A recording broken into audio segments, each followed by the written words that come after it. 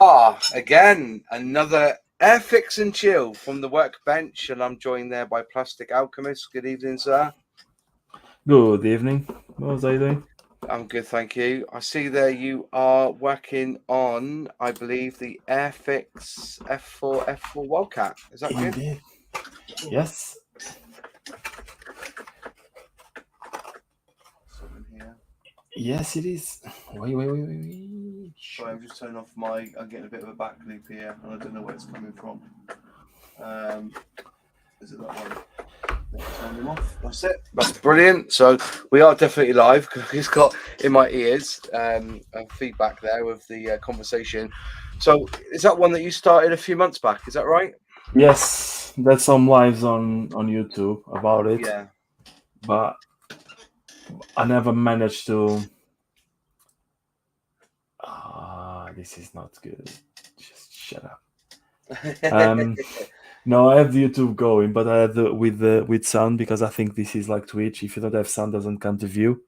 Right, I see. Okay.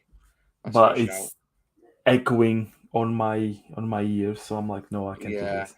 That's what happens sometimes when you got it there ready. And next thing you know, it's now it hits you. It's like the reverb comes back. Like so, you think, oh, are we working? And it's working now, and you've got it on your computer. But we're listening to it live through the StreamYard app, and so you get like a double whammy of it. You're like, oh, it totally fools you a little bit. So, but as you can hear, I still haven't got a new chair yet. This one's still squeaking like a pig in shit. It's squeaking like mad, yeah. But yeah, so I'm still working on the Airfix Vintage Classic here. I say Achi Vow, and people say it's Aki, and or something. There's all different ways of saying it. But listening to when they were announcing it, I think one of the girls up at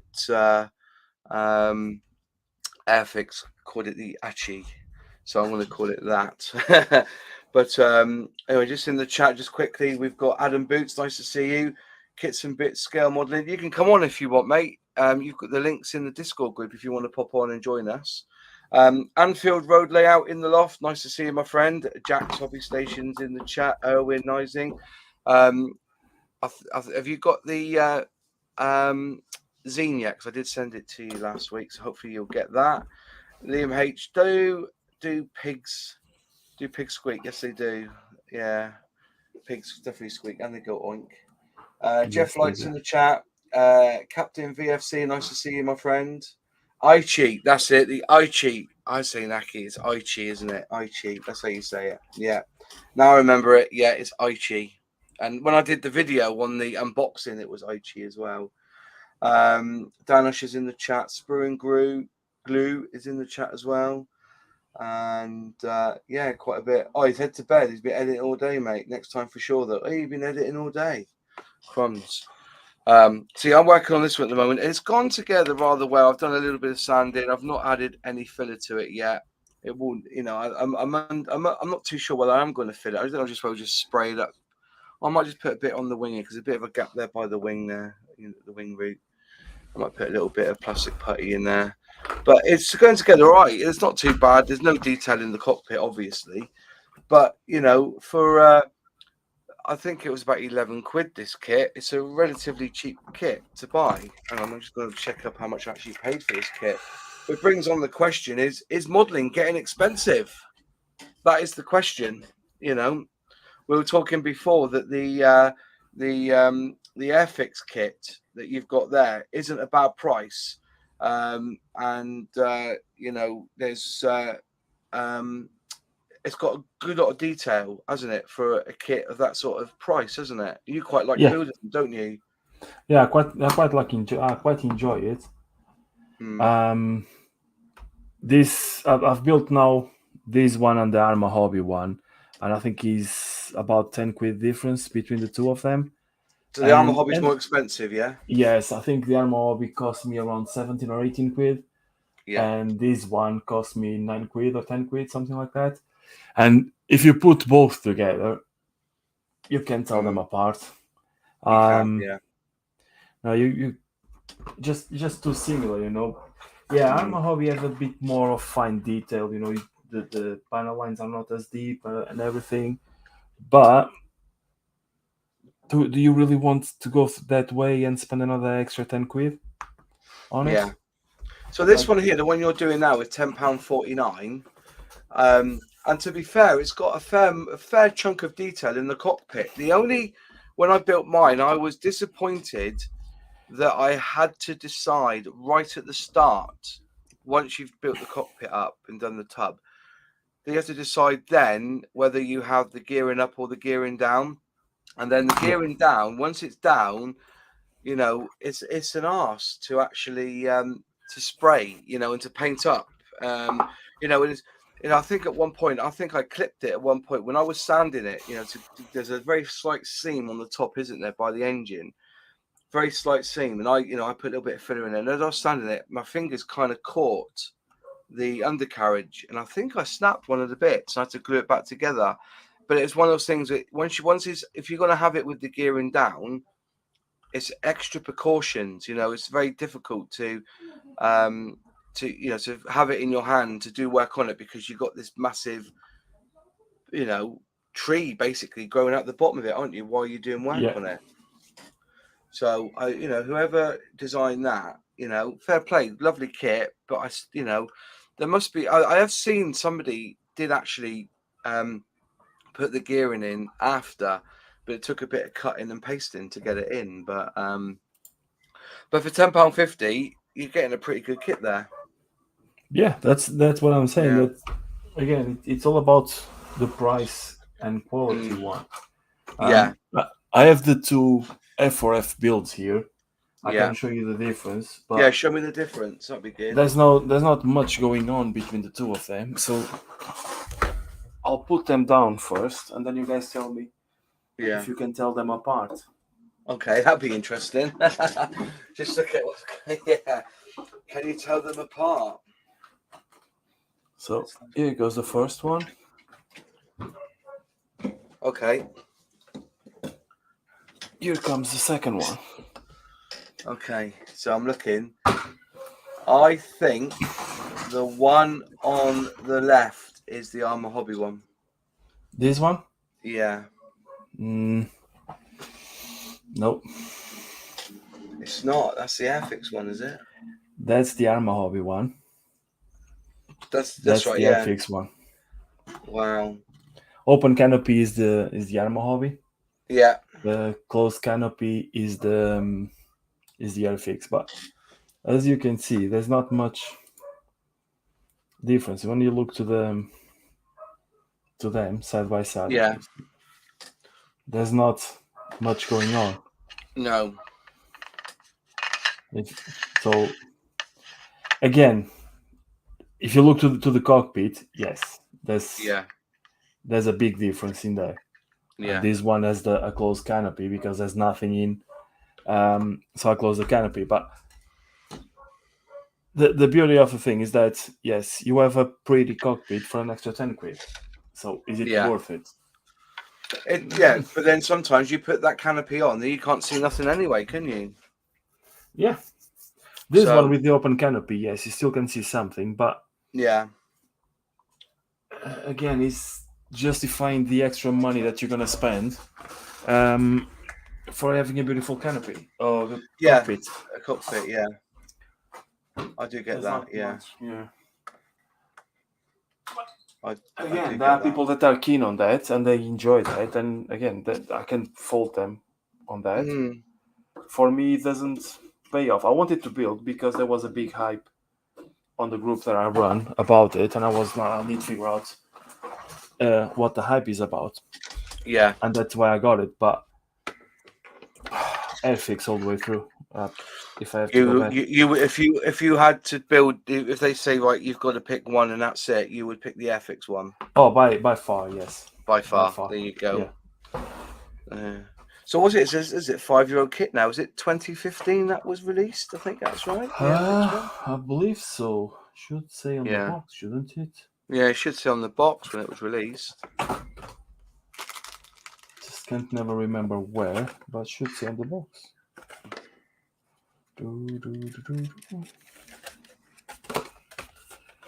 I think Yeah, it it was should around say on that the time, 2015, is it? I think it's around that. Yeah, I think it is. Yep. Yeah. This one doesn't say. It doesn't say, no. Well, let me see Scalemates, because actually I have Scalemates open. Mm. Yeah, 2015. No, 2016 was the new tool. 2016. Well, there you go. Yeah. Then it says it all, doesn't it? So it's only a 7-year-old kit. So it hasn't been released that many times. I don't think as a new kit, as you know, even a new decal scheme and stuff. But that's it. So the tooling is pretty fresh. Yeah. You know, You have 4 of them according to Scalemates. 4, yeah, every yeah. couple of years, isn't it? They released it again this year, haven't they, as well? Yeah. Yeah. They have one. I took it upstairs already. Yeah. Is the one that they gave us on the Airfix there. That's right. Yeah, that's what I gave mine to. Is it Model Kit? Somebody, I think I gave him my version because I've already got 2 in the stash already, and I haven't got time to build another one at the moment. I'm just, well, my time is so crap at the moment. I need to, this is why I do a live stream, because it actually makes me sit down to do some modeling. I know the feeling. It's just so. Our life is a bit tough. But going back to the question, is modeling getting expensive? Yeah, I look at it like, I'm quite a fortunate person that I've built my own little business, so I don't need a lot of money to, I've got to pay a mortgage and everything, but as long as I cover my bills, I'm a very happy man, and so, but and if there's anything, because we don't have children, we've got dogs and we've got chickens and whatnot. I basically decide what I want to do in life, and so what I tend to do normally is either buy model kits or play golf. You know what I mean? But I've paid 40-50 pound for an 18-hole game of golf. And that could buy, and that's like done in like a 3 or 4 hours, So time wise, I don't, I'm paying 40 pound, whereas I can pay 10 pound and have, 3 or 4 weeks of pleasure building a kit up, if you see what I mean. Oh yeah, most definitely. It's a difficult, premise to go, but it's like everything. It's not, remember when I put this out here, I framed it now because I was quite proud of it. I've never been so liked on Twitter when I was saying that when I was building scale models all those years ago, it was you build the model, you paint it, and then put the decals on. But now there's everything. There's primers, paints, weathering, chipping. You can, resin, photo etch. There's a lot of shading. That's a whole shebang. Everything on there, washes, and all that costs extra money. And the paint brushes, the paints, it all costs a bit of dosh, but once you've got all this stuff, you don't have to spend a lot more after, do you? You're pretty much once you've got, you have to replace the paints. But I'll say this plastic putty, I must have had this 5 years. This plastic putty, I've not had to buy any more. So, but the model kits are generally more expensive. It depends what you get inside the box as well. Because am I right? Is it Edard are quite on the pricey side, aren't they?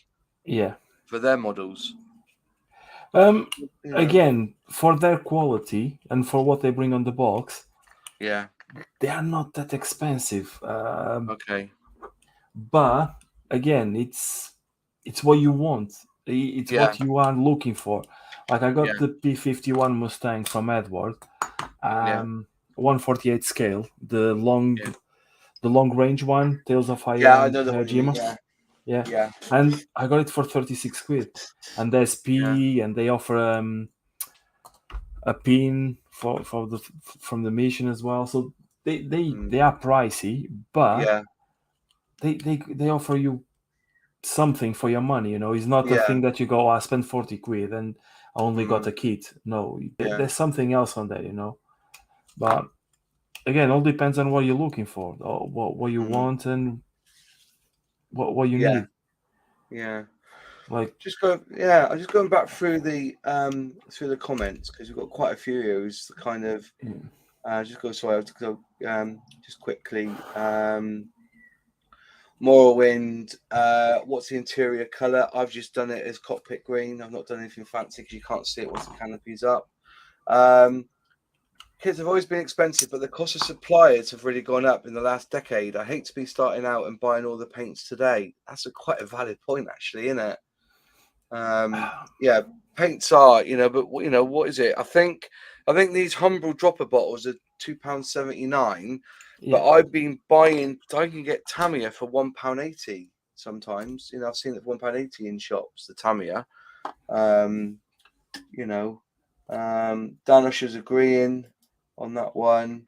Adam Boots. Let's have a look. Well, Adam Boots. Can't wait for Audi to do their cheap kit sale. Yeah, that's coming.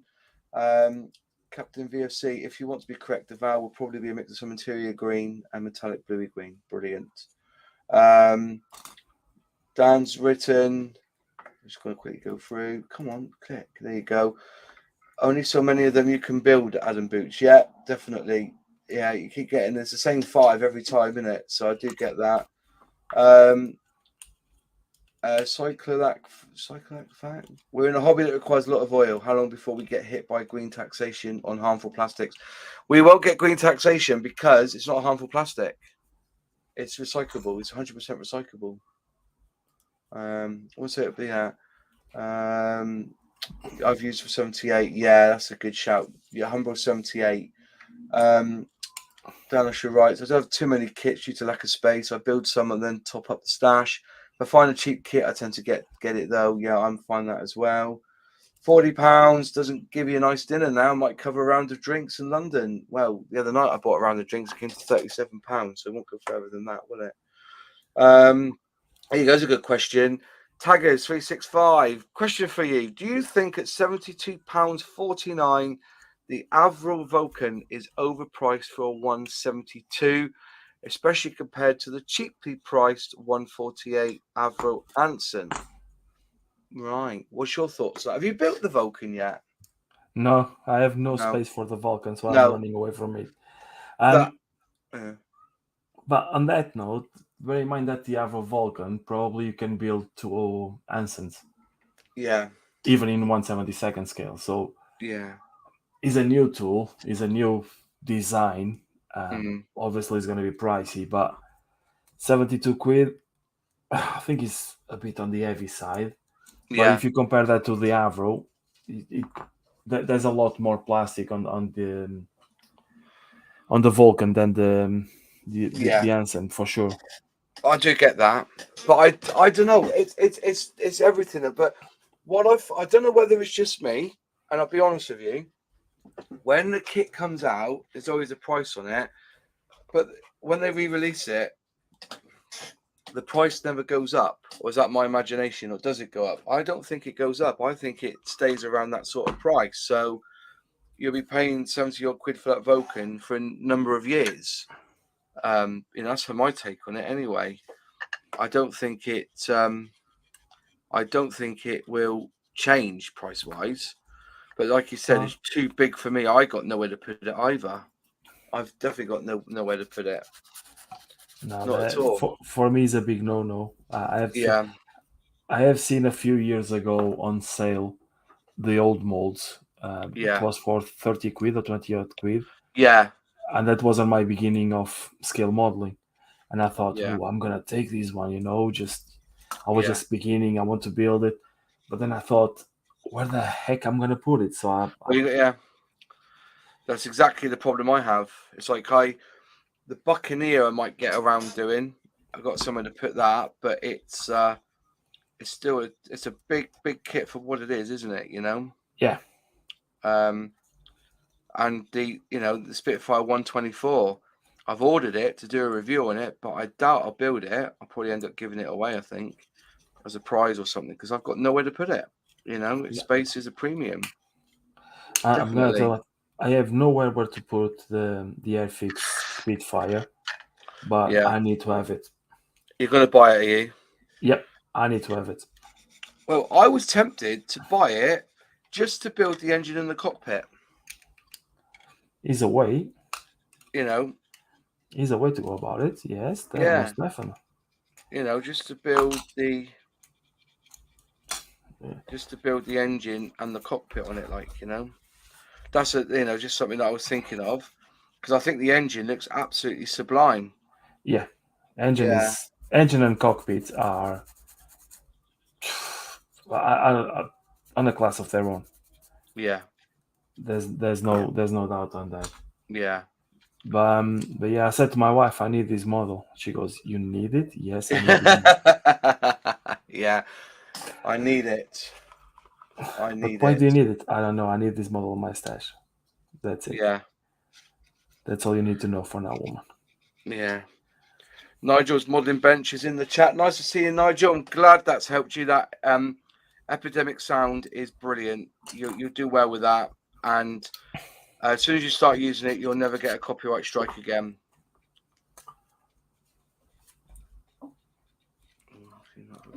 That's it. Yeah, got to admit that epidemic sounds good.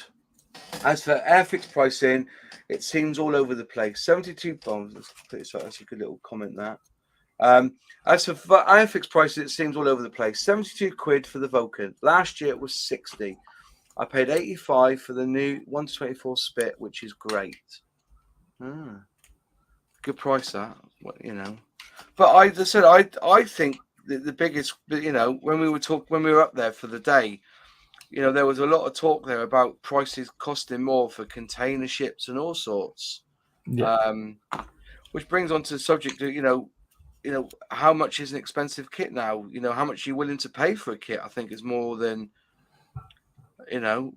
I think people think Tamiya, you pay the money, you're going to get a great kit. But some of their tooling now is 30, 40 years old now, isn't it? Yeah. You're paying money for a kit that's, quite a few years old. So I don't know. It's a difficult one. I don't, it's a difficult one, isn't it? But see, the cost of everything here, I think just because I've been doing it for years, I've got most of everything that I need now. Do you know what I mean? So it's very rarely I need to buy paints. But then again, I've really got into Hataka paints. And if I see a kit come to like this one here, if I see something like that, with all the paints together, I'll bloody go and buy it, just because it's Hataka. I really do like their paints. Yeah. But I want to get some orange as well, orange line, because that's lacquer, isn't it? Yes. Rightly. I only have orange. I have a few red line for the Portuguese colors. Yeah. That was when they first came out. Yeah. I got some to review. But the lacquer, they're absolutely amazing, mate. I absolutely love them. Do you have to mix them, or are they all done, all ready to go? I always dilute them. You have to dilute them a little bit, because otherwise it will be too thick to go through the airbrush. But I like to have my paints very, very diluted, so I'm biased on that one. Yeah, that's a fair shout. Yeah. Nigel just put out, I think Tamiya have the best price policy. Kits that were $19.99 years ago are still $19.99 today. But is that the same with Airfix kits as well? The vintage classics range between about 8 and 12 quid. They don't seem to go up in price. And the starter sets are reasonably priced as well. I don't know. It's a difficult one, isn't it, with pricing? As I said, it's not just the kit, it's anything else, I think it's go on. I think it's more a question of philosophy. It's not philosophy, but a question of perception, because Airfix always been known for being cheap, and they've crappy models, because they were 30, 40, 50 years old molds, and obviously, like everything, get used. And then Tamiya always had the perception of being a good brand, check and bake. So I think people are not understanding that the change on the Airfix comes with a price tag. Yeah. And the improvement of quality on the Airfix comes with a price tag, like everything in life. But it's changing that perception that might be the hardest part. But again, each one to their own, I think you're right. I think it is a case of it. If you want to build Tamiya, you will build Tamiya, won't you? Yeah. I think we all have our own preferences, don't we, when it comes to our kits. And as you know, I'm I'm an Airfix whore. I love Airfix, you know, and that's not because of, you know, I've always enjoyed building Airfix kits. I'm not a fan of PE, photo etch. I wasn't a fan of PE when I was a kid anyway, apart from playing football. But I'm not a fan of photo etch. I'm a lazy builder. If it takes me more than a month to build, I get pissed off. I never bother with interior unless I have to. That's why I always have the canopy closed on my kits. And any decent finishes that I do, I send them up to the library to put on display. You know, and I've got some up in the attic or boxed away from my youth, and I'm trying to find them actually to bring them out again. So I had a whole bunch of kits that I built back in the day that I was going to look through again and see if there's any kits I'd like to rebuild again. But people are saying the prices are going up, and Dom's saying I think the price is definitely killing the hobby for new modelers, especially students and younger people. We don't have the disposable income for kits and the products combined regularly. But then again, you know, what do you want from the hobby? You know, you can spend £1,000 on a pair of golf clubs. You can spend £100 on a pair of golf shoes. You can spend £50 on a pair of trousers. Do you see where I'm coming from? You know, a hobby is expensive, depending on how far you get deep in it. You know, with golf, you know, you may think you may need a few lessons. Well, I know there's a club up here where you do lessons. They charge £40 an hour. So for £400, you get 10 hours of golf coaching to get your golf things up. You just got to look at it for what it is. You know, people say it's too expensive, but you know, like everything, it depends what you want to do. If you're into your hiking, do you spend £100 on a tent, or do you go for a Rab or a North Face, all at the top of the range one that's £700 or £800? You know, it's you know, you see what I mean? You know, the people going on about the cost of hobbies and the pricing's going up, but then the price of everything else is going up. Yeah, but price of lagers going up, you know? The strange one on that one, Mose, is that everything that you mention is not seen as a kid's toy. No. While scale models are seen like, oh, you're gonna play with your toys? Yeah. Or you're gonna play with your toy airplanes? And people struggle to justify that because, again, I'm quite fortunate, don't get me wrong, because my wife supports me all the way through, and she's the first one to say, yeah, buy it. Yeah. But I know modelers where their misses are like, oh, are you gonna play with your little airplanes? Oh, yeah. Are you gonna have fun with your friends and all that kind of things, you know? So then people struggle to justify on their minds to say, I need to spend 50, 60, 70 quid on a model that people are gonna think is a toy. Because again, if you have the photography hobby, you can spend 200 quid on a lens easily. Yeah. If you want a proper lens and all that kind of things. But again, it's photography. It's a grown-up's hobby, you know. And scale model never been seen as a grown-up's model. No. Hobby. But then again, do you know what? You could go back to Lego. You know, how many adults do Lego? I've got friends who spend hundreds of pounds on a Lego kit. You know, I just think that you've got to look over the hobby as what it is. It's a hobby, and whether, you know, scale modeling is in the same line as fishing. You know, you can buy a cheap rod, a cheap reel, you know, get the worms out of the garden, and then go and spend 8 hours trying to catch a fish with what you got. Or you can then spend, I don't know, £1,000 on all the top equipment with sensors and different lures and everything, and catch more good fish, but you spent the money on it. Do you know what I mean? And and better bait. But once you bought a lot of this stuff, it never breaks, does it? You know, once you've got it, you know, unless you run out of it and you use a lot of it. Hell, you know, I've got this stuff here, this decal film, as a prime example. I think I've used it 4 times. And you know, on old decals that need need this freshen up sort of thing to it. Like, but I've paid for that, and that's probably go on now for years and use it. You know, like I said, I must have had this about 4 or 5 years now. Don't need a lot of it, do you? So once you spend out, or you really at some point in your thing, you'll be what's it called? Just buying the model.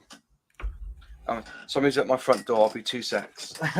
Yeah, no worries, mate. I've got to deliver. You can just take on. I'll just there's somebody at my front door. Yeah, no worries, mate. I'll go through the chat as much as I can.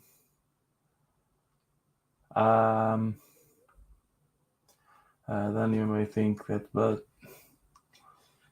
you have at least 5 new models in your community that's under 21. Yeah, you still see young people joining in, and you still see new blood coming into the hobby. But the question is always money. Oh, I can't afford this. I can't afford that. Thank you, Morrowind. Much appreciated. I don't think it's the issue ultimately. It is the products on top. Are happy to buy a kit, but they seem to get proper picky when you start adding products. Yeah, and again, brands create everything that you can think of, and that becomes expensive as heck. Well, the aftermath of that is where the money starts going, because you join the microsol and microset, that's £8 a bottle. You join the paints, there's about, I don't know, £3-4 a bottle. So that's adding up to the stash. That's, you have the glue. If you buy a Tamiya extra thin, is another £5 on top of that. And then you have all these aftermarket stuff. Like if you want to create a base, you have to buy the stuff, right? The turf, the grass, the static applicator for the grass, and all that starts piling up, because when you start the hobby, you don't want to keep just building the basic airplane, and you want to evolve. You want to be better on that. And to be better, you have to invest. And like the airbrush, you can buy a cheap £10 airbrush from eBay, but then you buy an Evolution for £180, and you think, this is a difference, but you spend almost £100 on an airbrush. So, but it lasts for, let's see, I've still got my original Ultra here. But which I kind of use now for priming. If I want to bash it to Mr. Surfacer in it, I'll use this. But my dream one is this, the Infinity. But I've had this now. But I think I got rid of. To be fair, I sold my iWater Evolution because I felt that the Harder had a slight edge over it, and that's why I went with. But I've bought it now. I won't have to buy it again. The only thing I'm more concerned about is my compressor, because my compressor is exactly the same as a Badger compressor, but it doesn't have the Badger logo on it, because I found a company in China that was selling it without the Badger logo on it. I looked at I had a good look into it. The motor was the same, everything. And the other day when I blew out, I got underneath and a little bit of rust came out in the water, which it becomes a water trap. But to be fair, because of COVID, I used it so much over COVID, and I just forgot that I had to just underneath, just pull that little ring, let the air out and everything, and rusty water came out of it. But fortunately, I think it's all gone now.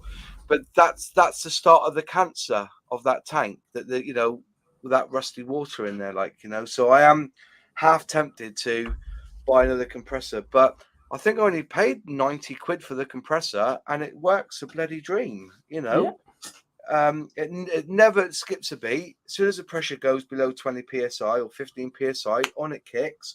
But I've sprayed a good third of a plane before it's even kicked in, and I never lose any pressure. But then again, I make sure that my actual pipe is really long. I've seen people have really short pipe, and my argument is, if you can, when you get an airbrush, get the longest pipe you can, because that too acts as a tank, as a reservoir.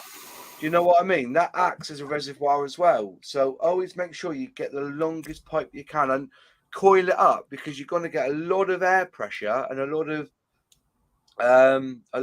reservoir, a lot of backup in the pipe itself as well as the tank. So, and I've noticed that because I used to have a short. I can't remember who told me that. Who told me? I think I watched it or something, and they said always have a longer pipe because you get more out of it if you get a longer pipe. So, but like everything, everything just costs the money.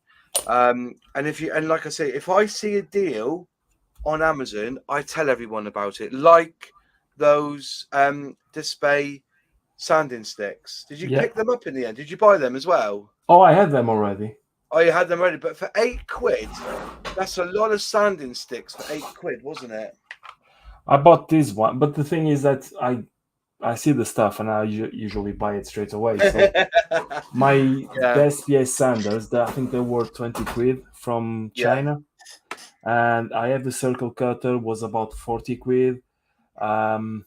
The shaker, I think, cost me 35 or £40 as well. So I have them for over a year now. Yeah, and I love my tools, and it's my thing. And again, I know I pay a lot for them and they are expensive, but I get to use them. I don't use them as often as I would like, but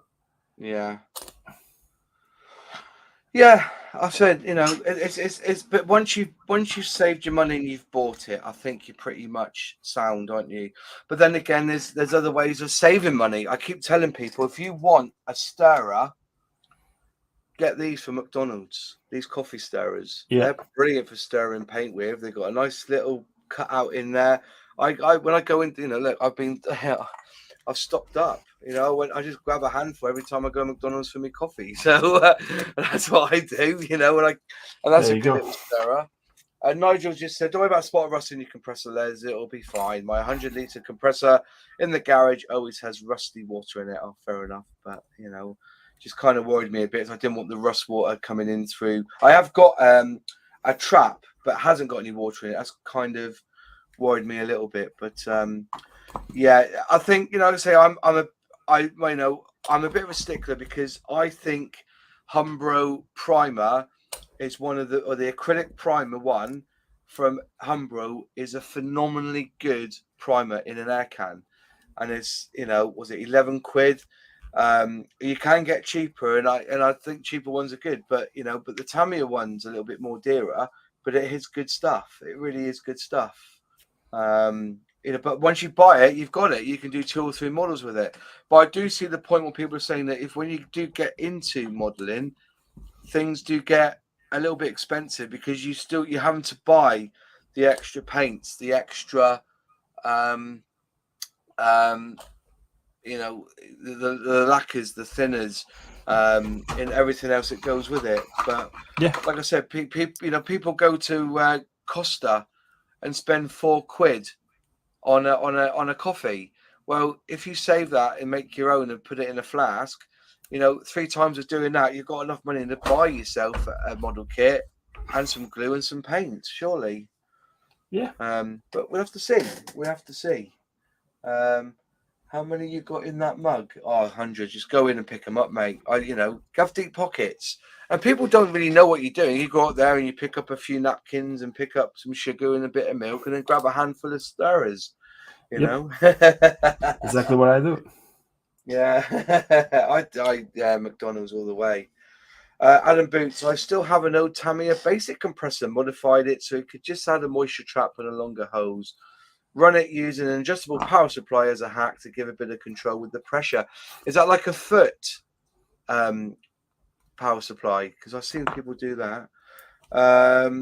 Nigel's saying, don't forget, guys, you can buy tools and stuff from Premium Hobbies and use my code NMB10 for 10% off everything. Thanks, Nigel. I'll look into that most definitely. There you go. Right. Dom saying next thing you'll be saying you nicked the ketchup sachets too. Well, I'm a bit partial to this sweet and sour sauce, to be honest. Viper 7. Does anyone still use enamel? I use acrylics only, no smell, easier cleaning. I think enamel's gone the way of the dog. I think. Alclad. Do you use a bit of Alclad before, haven't you, Plastic? You've used a bit of Yes, Alclad, I haven't do. you? Yeah. I've got it in my stash, but I've never used it. I think I saw it on a deal or something. I've got this here. Let me get it out. This is what I got from Alclad. And that is, if I'm right, that is an enamel-based paint, isn't it? Yeah. That is enamel. Yeah, airbrush ready enamel paint. Yeah. Yeah. This is early war camo set, this one. And I think I found, we get it all taped up, but I've never ever used it. Let's give it a bit of a Port Vale. Oh, it's got a ball in it, so give it a good old Port Vale, and mix is all right. But there'd be no point putting that on that crappy display mixer that I got. You do all right with yours. You do all right with yours, don't you? Yeah, I do. I like my Despier mixer. Yeah, I'm not. I'm a Despier whore. Yeah, you are. Anyone else is a Despier whore? I'm a Despier whore, mate. I love Despier. Well, I was saying, I must spend, I don't know, £20 a week on something modelling if I see something that I like. I've been quite fortunate because people have been donating to the channel and stuff, which is great. And what I've done is I've then bought stuff to test and review for the channel. Like I said, I give a lot of, I get given kits and I've been giving them away to people. If I think somebody's deserving, I've ended up giving a few kits away so people can have a go. And did you win a kit off me once? Yes, I did. You won a kit. Bolton Pole Defiant. Yeah, that's right. Yeah, you won that kit off me. But I bought like a load of kits and then gave them away as prizes because, just to give back to the community, as I say, I haven't had to use YouTube to put food in my mouth yet, but some months has been a bit tight when the discos have been a bit quiet. But yeah, it's definitely one of them. Moz, got any more modelling life hacks for McDonald's or the like?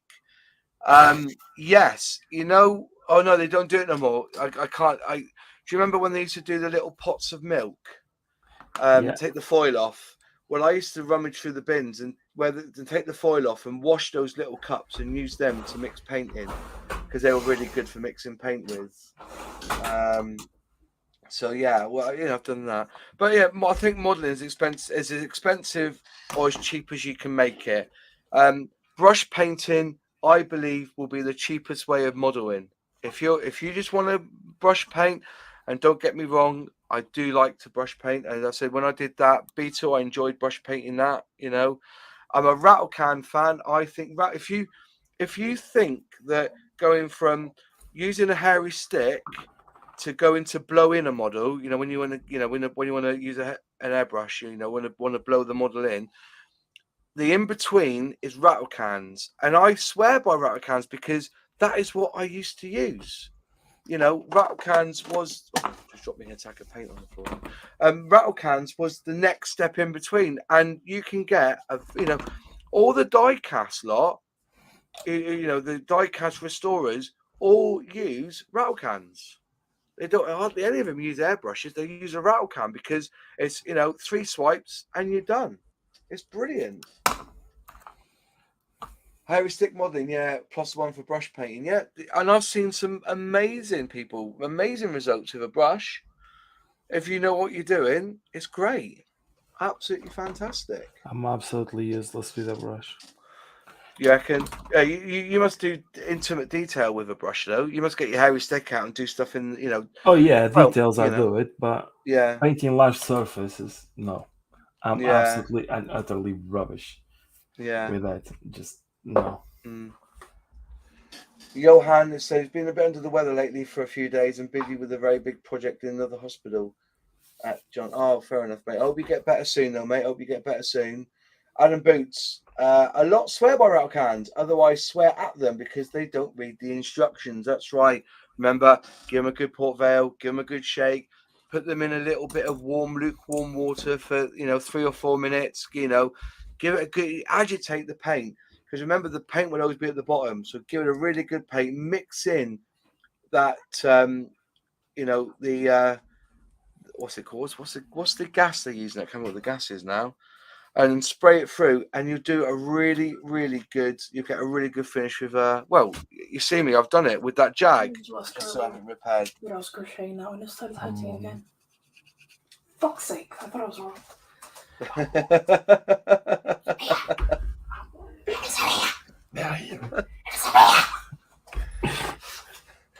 Do you want to mute that? Dada just came through and saw me watching YouTube, and she was like, "Yeah, look, I'm the." I said, "I'm on," and she's like, "Oh, I didn't know it. Oh, yeah, sorry." Fair enough. But yeah, as I said, I've done the Jag. I've done this Jag with rattle can in Humbrol Racing Green, which at the time, they stopped producing it now. If you see it online, buy it, because there's some good, there's good stuff. But yeah, it's Taggers tempted to order. Where's it? I've lost the thread now. Let's just move out of the way a minute so I can see. Tempted to order the Airfix 148 Hurricane Mark 1, as one of the schemes was based at Exeter. Yes, it was. Are you from Exeter then, Taggers? Are you 365? Are you an Exeter boy? Second hack is my beloved airbrush purification cup. Never clogged my airbrush again. Always filtered particles and too thick mixtures away. Oh, fair play. I have to look into that. Were you too loud at Moz Models? Was I too loud? Oh, yeah, probably was. Yeah, I do like to raise my voice. How are you holding up, Moz? Doing well? Yeah, I'm doing quite well, thanks. So business is built up a bit now with the disco. So I'm out most Saturday and Sunday nights with karaoke and that. But yeah, other than that, it's all good on the hood. The other thing is that it also is reference material. I got this in the post today I bought it. Spencer Pollard has just released his new Spitfire book. Mm-hmm. Spencer Pollard and Brett Green. And so if you are building either a Tamiya 1:48 scale Mark 1, the revised tool, or the conversion, the PR Mark 4 conversion, the Edard 148 Mark 1 Weekend Edition, or you're building the Airfix 172 Mark 5C or the 148 Mark 5B, this is the book for you. I think he's still got it available on his website, which I think is called the Kit Box. Yes, and I think I can't remember. Was it a tenner or something? I can't remember how much I paid for it. But I think it's worth its weight in gold, these sort of books. If that's another expense, just so you can see how somebody's done theirs, if you know what I mean. Yeah. Let me just have a look again. It's the Kit Box, isn't it? Let's have a look. I need to go into my Google Mail and have a quick look and see if I can find Spencer. Let's go back a bit. Spencer Pollard. Let's have a quick look. How much should I pay? Oh no, I paid £25 for it. It wasn't a 10, it was £25. That's right. Yeah, £25. Too expensive. But in here, you've got some amazing weathering details, final construction. The pictures are absolutely top notch. Absolutely top notch. He's an amazing builder. Oh, he is what I would call the fucking dog's bollocks when it comes to it. And they do a really good show. I like going on. I like listening into the Interesting Modelling Company with Jonathan Mock, who I met at the Avon IPMS. Very quick visit. He's got to be very careful with COVID, as he was wearing a mask. I recognise his voice behind, and I introduced myself. I said, "Hi, my name's Moz." Give him a Moz patch, and and he shared it out on his Instagram or his Facebook. But he's one guy who, sadly, he was going to be at the event, but we couldn't get there, or something caught him unawares. Yeah. So yeah, it was definitely one of them. But yeah, the Spitfire, really good book. I'm going to enjoy reading this when I have chance and looking through it. And so whichever one you do, they do have what's this one? Uncle Sam Spitfire number 42. There you go. There you go, Uncle Sam Spitfire, and there you go. What a cracking finish he's done on that. Very, very nice. For anybody model maker, the building of at least one Airfix kit has become a rite of passage. So the latest kit to be released in 1:72 scale had to be part of this book, so he had to build it. You know, he's got his Tamiya extra thin and extra cement. I will be doing a video soon on the difference between Tamiya cement, Tamiya extra thin cement, and Tamiya extra thin cement quick setting. So that's the crack anyway. Looking forward for that. Some really good stuff. Oh, have we got a visitor coming in? Let's add him to the stream if he's there. Are you there? Oh, hang on. Hang on. Oh, I'm getting an echo from me, mate. Have you got headphones in? Hang on. Let me put me my headphones on. All right. I'll mute you for a minute. All right. We'll just mute him for a bit until he's ready. He'll message me in the private chat when he's ready, and we'll get him on with his video or whatever he's doing. Plastic Alchemist, are you building it with the wings folded? That kit you're building? Yes, indeed, I am. Do you like them folded? Do you? Is it easier No. to store in it? And I have one already with the open wings, so now this one I'm gonna fold in just to make them right. Oh, fair enough. We've got an echo from you, Kits and Bits. Yeah, 1 second. Hang on. Trying to sort it. We'll change this over, shall we? No, we don't want that. And then we've got an echo from you, Kits and Bits. I'm trying to sort it. That's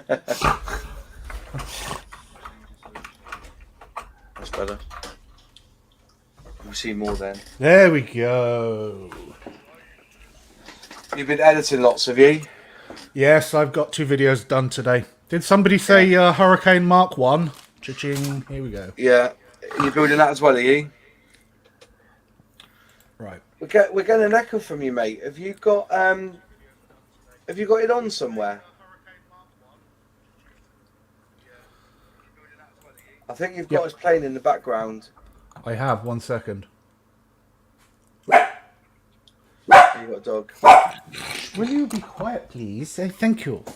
Right. He wants to start as well. He wants to play. I know he does. He wants. Do you want to come up and say hello? Do you want to come up and say hello? No, he's backing off. He's like, nope, no, thank you, not tonight.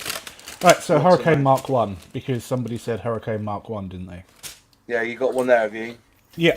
I got 3 kits of eBay for 12 quid the other day. So all 72nd scale, a Hurricane, Hurricane and 2 Spitfires, I think they were.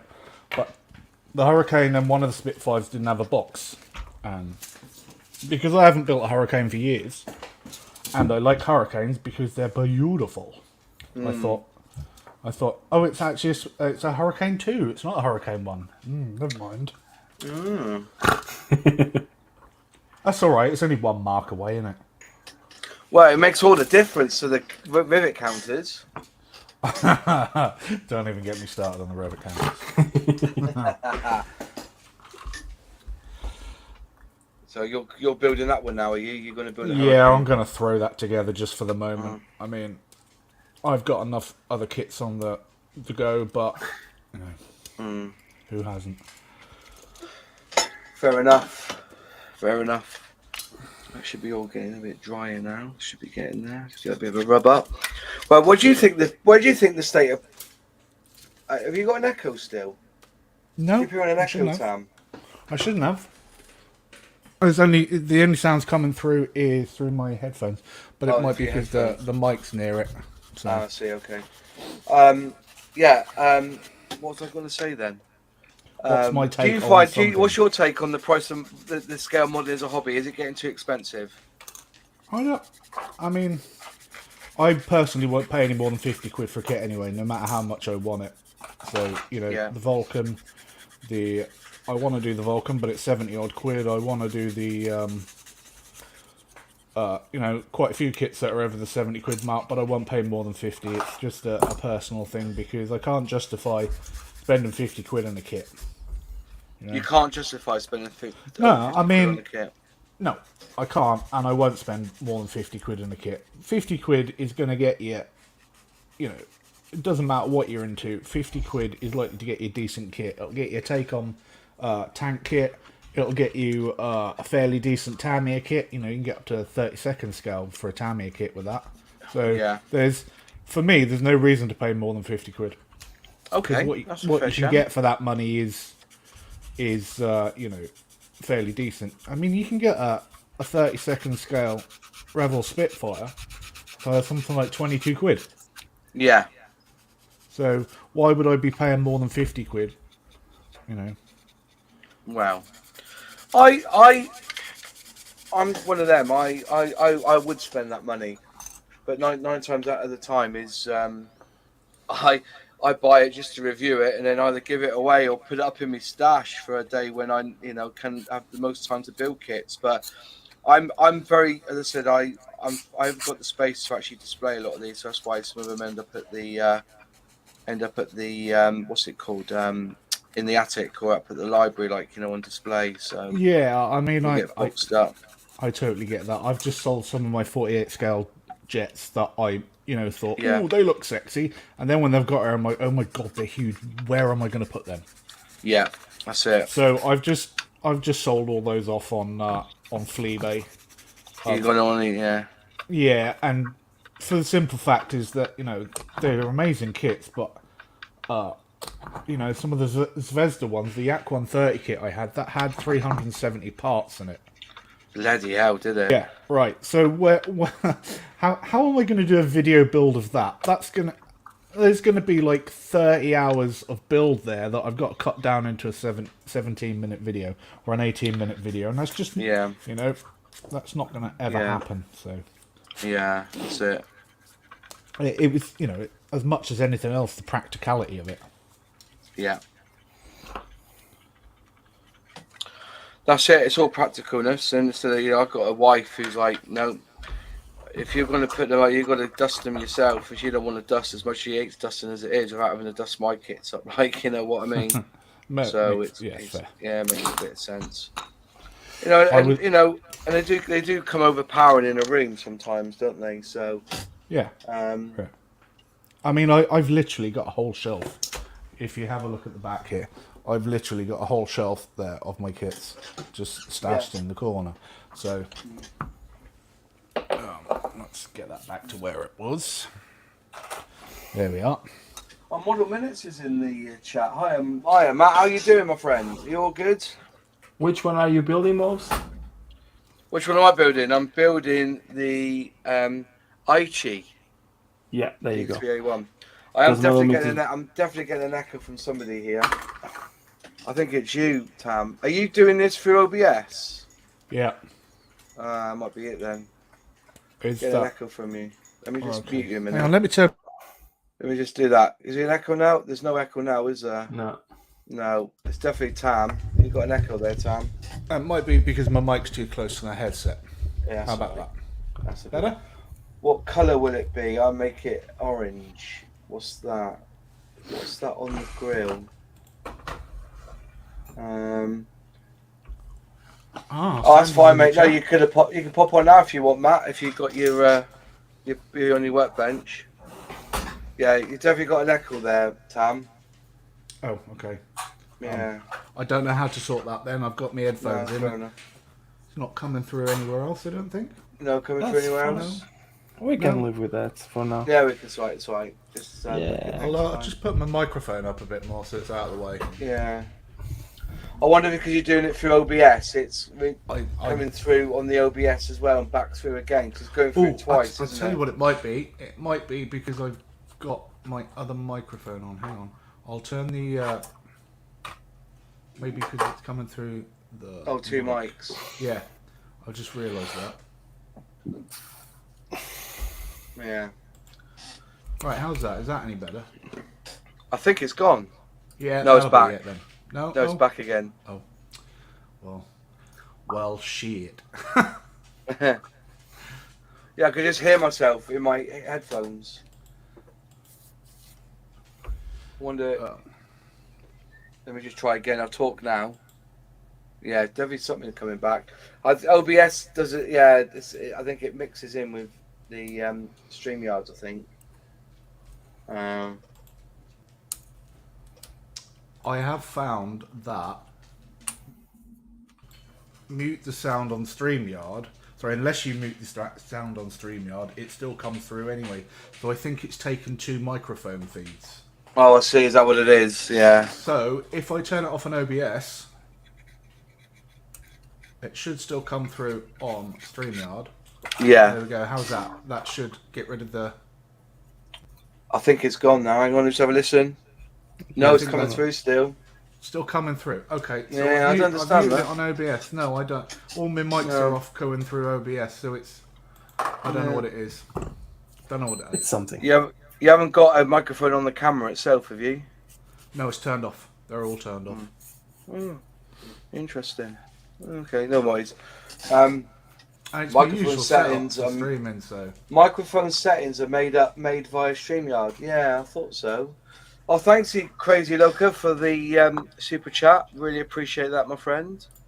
Really appreciate that. If you contact me after via email or on Instagram, I'll send you out a zine.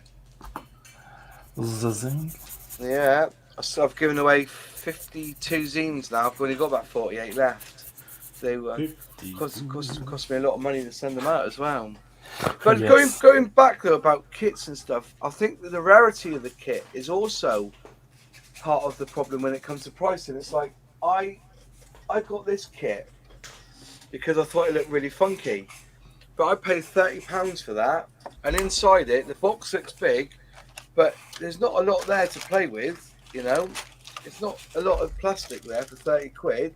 Whereas you've got the Buccaneer, which is how much is the Buccaneer? £40, is it, or something? How much was the Buccaneer? 48. Again? You get The a hell of a lot of 70 scale plastic. No, the 148. Oh, that was 70 odd, wasn't it? Was it 70 odd? You get a lot of plastic in there as well, don't you? You know.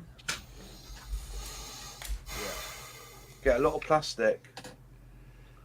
See, I wish people on places like eBay would stop thinking that vintage kits mean vintage prices, because let's be honest, a vintage frog kit that they're selling for 60 quid, right, is going to have about 12 pieces in, and it's going to be cast like shite because it's a 1950s bloody mould. Yeah. But that does not, to me, equate to being worth 60 quid because it's an old model kit. Fair You shout. know, it's like Matt said in his video about buying from eBay and stuff. Exactly the same thing. You know, it's like people seem to think that just because it's an old and rare kit, that it's worth old and rare prices. Well, it's not, because it's an old moulding and it's going to be ghastly to put together, isn't it? Yeah. But that's it. You know, I've paid my money and on vintage kits on eBay just because I want to put it against the newer kits, if you know what I mean. Like, you know, Yeah. But it's like when people say, when they go, this Airfix kit's a red stripe. Red stripe means fuck all, mate. You know what I mean? But you see it on there, don't you? Red stripe limited edition. Red stripe wasn't limited edition. You know what I mean? But they think they're worth mega bucks, and you know. But yeah, it's a strange world, is old eBay, most definitely. I just picked up a Victoria Cross Icons kit for 26 quid today. Did you? Yes, very nice. But the thing with those kits on eBay is that most of the time they are aimed to scale model collectors, not builders. Yeah. People collect scale models? They What do. do they do with them? They just put them in a shelf and go, look what I've got, as an unbuilt scale model. Sam, I'm that serious. Yes, there are people like that. Yes. Wow. I'm one of them. Well, I don't collect them. in the deepest parts of my soul, I have every thought and want to build them. I just never get bloody chance to. No, but they don't even put in the equation to build them. That's the issue. They just collect them. I know a person that only collects frog ones, and that's it. Everything that is frog models is on it. He buys them, and that's it. Doesn't matter how much he's buying them. I mean, I can understand it, because the earlier kits, you can't really make them, can you? Yeah. But again, I think those prices are aimed to the collectors, not to the builders. Yeah, I think that's a good shout, that, yeah. Yeah, it's a fair point, actually. Definitely a fair point. I suppose you get muppets like me who will pay, 60 quid for the Italeri stroke Testers F19 Stealth kit. And there isn't much to that kit, to be honest, because I've built it twice already. I've got a third kit on my shelf just because I like it, It's a bit nostalgic. And you won't spend more than 50 quid on a kit then? Well, I mean, the kit itself was 30 quid. The shopping, it was the shipping from America, because I mean, I don't think that you can find these kits in the UK, to be honest, but and it's an out of production kit now, so. See, it's Dragon's the kits that people are going on about now. Apparently they've got this new way of tooling up a kit now, where you don't get any seam lines, where the fuselage meets up with the wing. They've got this new way of building it, the new way of tooling up kits now. It's in the catalogue last year. If you go on my video of the Dragon catalogue last year, it explains it all there about it, that there's this new design that they've got. Haven't seen it yet, been going on about for the last 2 years and nobody's seen it yet, but apparently it's all on its way. James Mauer said Matchbox kits are the worst. Well, hi, Revel. Yeah. But so I don't think the price of model kits are expensive. It's just what you want to do with the kit becomes expensive. No, I mean, I don't think they're exorbitantly expensive. I mean, some of the higher end Hasegawa and Trumpeter kits are overpriced for what they are, because I don't think they offer anything that's any better than the sort of mid-price Tamiya kits. Yeah. But certainly, I've got a newfound love for the newer tool Airfix kits, and I have been notoriously hard on them in the past, the pre-Hornby kits. But I'm starting to come around to the newer kits now. And in the space of a year, I've kind of gone from having only 2 Airfix kits to having like 42 Airfix kits. So, I mean, that's testament to it alone. Yeah, I get that, because I sent somebody an Airfix kit last 2 weeks ago who said he will never ever build a Airfix kit again, and I can't remember which one I sent him now, but I sent him a kit and said, look, anything pre 2012 2014 maybe, a good kit. Well, look at that kit that Nuru's doing, it's a 2015 kit. He's built it a few times. He's building it again because it's a really good 1/72 scale kit. Yeah, I mean the Airfix Curtis P40 I've built twice now. I really enjoyed building that kit. That's possibly one of the aircraft that sort of brought me back into my love of 72nd scale, because it was the original one was the Mark 5C that I did for the Airfix Start Set Challenge. Yeah. And I really enjoyed doing that, and I was like, I'll get some more 72nd scale, because I was a bit of a 48 scale snob before that, if I'm perfectly honest. And yeah, so it was that brought me back onto it. So I bought a couple of the Airfix bundles, where you pay your money and they send you out 3 kits. Yeah. And pretty much they were almost exactly the same aircraft, so I've now got more Hawks than I know what to do with as well. Yeah. Well, this is my latest bundle, which I haven't opened it yet. I've been on the bench. Well, I've had it in my stash now for about a month or 2. So this is the Top Gun. They did a Top Gun bundle, and I think it was like 60 quid's worth of kits, and I got it for 20 odd quid, just because, and also because I'm an Airfix club member. I got me percentage off there, and I think, you know, I paid very little. And this is I took out the box today thinking, what's in this box in my office? Then I realised it was the Airfix boxings of the Top Gun. I remember this was 3 years in the planning, wasn't it?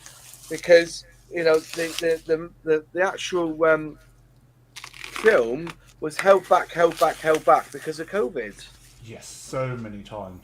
It's like, it was every single time, wasn't it? It was a week away from the release, and they're like, "Nah, we're gonna make you wait another 6 more months." I was like, "Damn it!" Yeah. Still haven't seen the bloody film now either. Well, I saw it 3 times now. So. I love it. It's a boss film. Absolute Of course, boss. So there you it was go. always going to be, wasn't it? Though. There you go. So I've got the Maverick P51D Mustang. I've got the P51. That's right. That's another kit. And I got the starter set version there. So there's that one. And then inside we've got the FA18 Hornet, and that one there is F14A, which is the FA18 Hornet, and then you've got the F14 Maverick. So did they do a version of the stealth fighter that you see him flying in the beginning? No, they didn't. No. Oh, that would be an awesome kit. Would it? Well, Yes. I mean, That would be amazing. yeah, you know, just as a pure sort of a fictional kit. What if? It's like the F19, the Italieri testers kit they did. That was, you know, that's what they thought the F111 was. Sorry, not the F111, the F117 or whatever it was, the Nighthawk thing. It was Skunk Wax as well, wasn't it? Skunk Wax. So I mean, I think that was deliberately released as a kind of red herring. So all the model kits got on it and started producing these variants of it and different kind of looking variants of it. And then, the Iraq War happened, and all of a sudden we get news images of this thing that looks absolutely nothing like what was released to the press, and the Skunk Works are absolutely laughing their asses off. Yeah. But it's I like doing what ifs more than I like doing things that actually existed. I like Mini Art's range of that. They've got a few what ifs, haven't they? Mini Art. Is it Mini Art? Yeah, Mini Art. They've got that tank, and they got that vertical takeoff and landing jobby, haven't they? Which is the propelling rock engines on, isn't it? So, but I was opening this up and that's the original one. And then look, they've given me a leaflet here to join the Hornby Collectors Club. Well, I don't do trains. No, I'm the same. I wouldn't know one end from a train from another if I'm perfect. I did have a train track when I was a kid. I used to build train stuff, but so yeah, I've got to review these anyway. Somebody's asked me to review the F18 Hornet, but this looks like the original packaging from when they released Top Gun the first time, doesn't it? Are they actually new toolings, or are they just reboxed? No. This one here. This one here, the tooling's 2012, but the design of the scheme, the decal scheme and pack design's 2020. Right, This one here, which is the F14A, the tooling was 1975. Fucking hell! Wow, that's that one is 50 a years peach. old, nearly, isn't it? It's nearly as old as I am. Well, it's older That's than a I am, actually. 50-year-old kit. Yeah. A year older than I am. The F18 is absolutely dog to build. F18, this one here, the tooling's 1982. 1982? The F18's been around since 1982. Is that right? That's a F14, Mo. Don't get me wrong. No, the FA18, the tooling for this is 1982. Was the F-18 out back in 1982? I would imagine there was some sort of experimental version out in then. More than likely, I can't imagine it was anything more than a test aircraft. I'm going straight up. Have you got a video going live? Have you, Tam? No? Why? Oh, I've just got a video uploaded. Yeah. Yeah, it's just gone live now, 5 minutes ago. That'll be the one I spent most of the day editing. Okay. So. The FA-18 Hornet. Right. Let's have a look here. Introduced in 1983. And its first flight was 1978. Wow. That's a lot older than I... That is amazing. But the tooling's from 1982, so would it be that accurate from back then? I don't think he is. Answers on a postcard to the usual address, please. Yeah. I think Gary done that Margate. one. Gary did this one. Is this the one he said was dog shit? Yep. Yeah. That's It's what the same Gary one I said, have. wasn't it? Yeah. There you are. That's the same one I have. Yeah, because he was straight on about that that chipmunk, the new chipmunk. He was moaning about the wings bending on that one, wasn't he? Oh yeah, but I know why they curve now. Why do they curve? Because the locating pins. If you try to put them on the pins, you're gonna force and they're gonna bend over. If you cut the pins and just glue the wing normal, there's no issue with that. That's poor, isn't it? Actually, that's a little bit of a poor design, unfortunately. Isn't it? Speaking of locating pins or lack of, there are none in this kit. Well, that Hurricane now. Yeah, there's none for the wings. Need them. None for the wings. The and EF. There's like 3 for the fuselage. The EF Typhoon was based on the prototype in the Airfix range. Yeah, but to be fair, like I'm building this Concorde, aren't I? The original Concorde, and this one here that I'm building this one, and this one is based on just the drawings basically, and because the original one the nose started to bend. This one doesn't have a bendy nose, so I'm in the middle of doing that. So yeah, ignore the paint job here. It was shocking. I brush painted enamel on here and I ballsed it up. I've got to touch this all up proper again. But yeah, that was that's basically the same sort of thing, isn't it? They to be fair, Airfix were ahead of their time, a lot of it, because they were releasing kits that weren't even released, were they? Or weren't even manufactured at one point. The Tamiya Harrier is based on the prototype as well. Yeah. The question's got to be asked, and it does beg being asked. Who were they paying to get their insider information of? That's a good question. Yeah. They probably went to the Russians. We have ways of making. So there you are. That's it. So that was the job lot I got. It was only like 30 odd quid. I thought it was a good little bargain, really, at the time. I don't know what the interior details like. I have to have a look when I do some unboxing reviews of it. But then you'll never see these for sale again. This is just a one-off, isn't it? I bet they bought like 5,000 of these kits with this box in, and that's it. I don't know. The thing is, though, everybody didn't they? Because Revell did a lot of the kits, although they were mostly in 48 scale. So yeah. Because I got one of the Revell F14s, and that turned out to be a big pile of wank. I mean, I don't know what I was expecting, but not a lot. It depends how much you paid for it as well, wouldn't it? It wasn't that much. I think it was only like 22 quid. So I probably wouldn't have got it if it was any more expensive than that, to be honest. Yeah, if it was 50 quid, you wouldn't have bought it, would you? You tight ass bastard. Not. No, that's right. Yeah. Well, I'm a Scotsman. Yeah. What do you expect? Yeah, Scott. With a name like Tam. Tam, he'll skin a turd with our Tam. Tam the band. You can spend 22 quid on a dog shit, but you can spend 60 quid on a quality model. Yeah. Well, you know, we live and learn, don't we? I'm Yeah, you joking, do. Sam. I'm joking, man. I know. I know. Yeah, I know.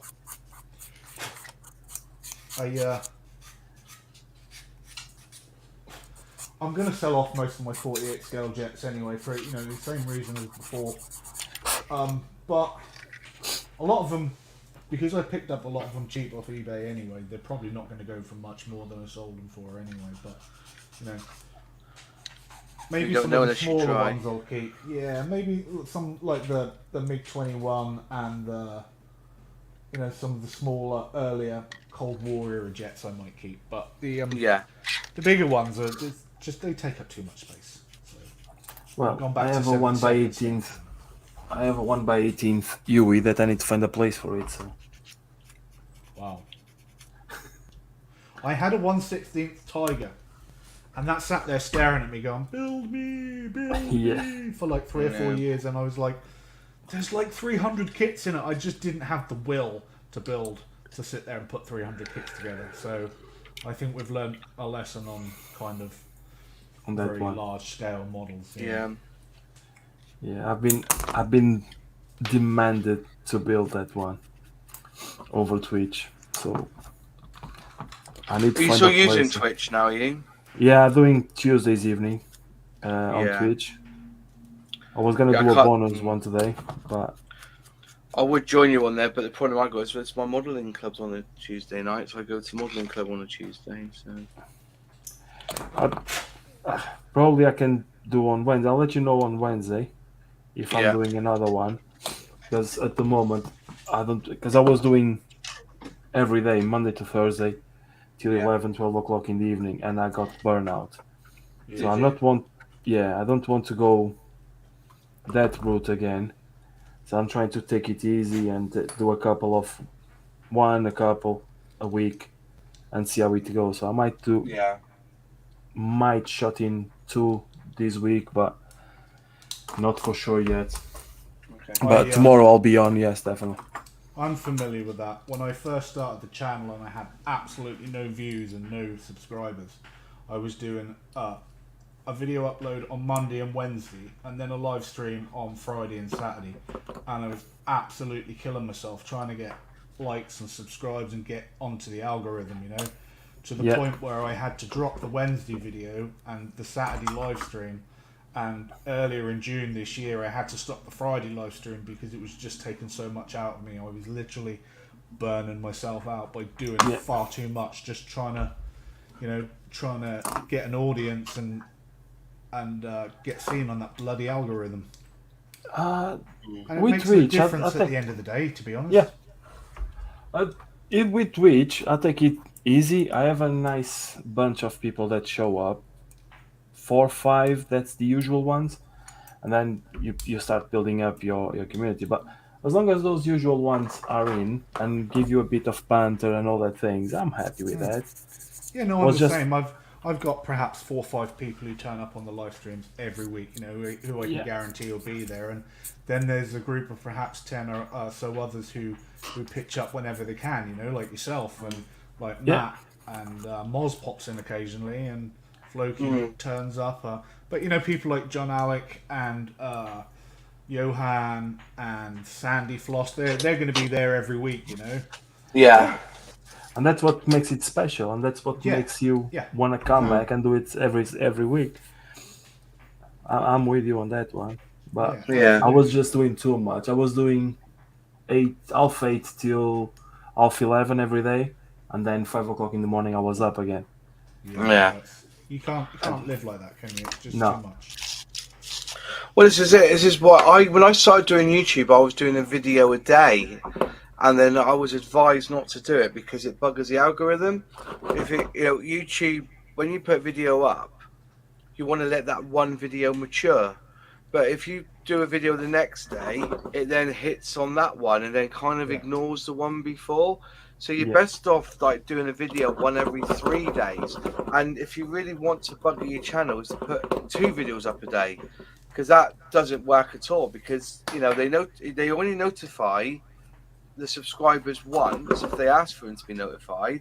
But if you put the second one up, it knocks out them, so you're more likely not get any notifications at all. Than the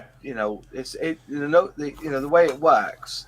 You've got to let videos mature and let it find its own audience, basically, and then you put the next video up. And this is why I've been doing lives and stuff, because I'm thinking, let's mix it up a bit. Let's do some shorts, let's do some lives, and then do some premiere videos, and take it from there. The thing is, lives is a good way to get watch hours. Like if, like me, you were, I was something like 150 hours short of getting monetized.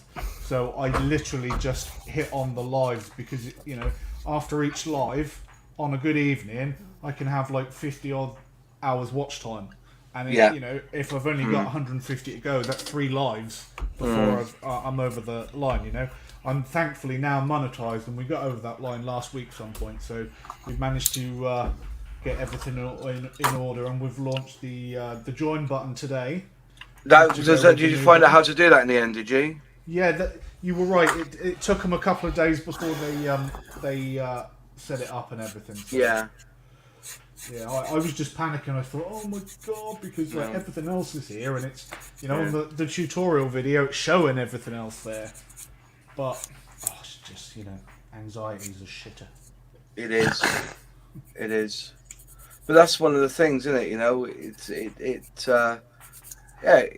It's like when you put up a new bit of merch, it can take up to a month for it to be registered on the thing, I've put up my merch store on there, and it's not connected yet. So no, I'm not misinformed, Nigel. I promise you. I'm in a. Have you ever heard of vidIQ? It's like a massive YouTube-based community thing, and they tell you all the tips and tricks of YouTubing, and they advise against putting more than one video up.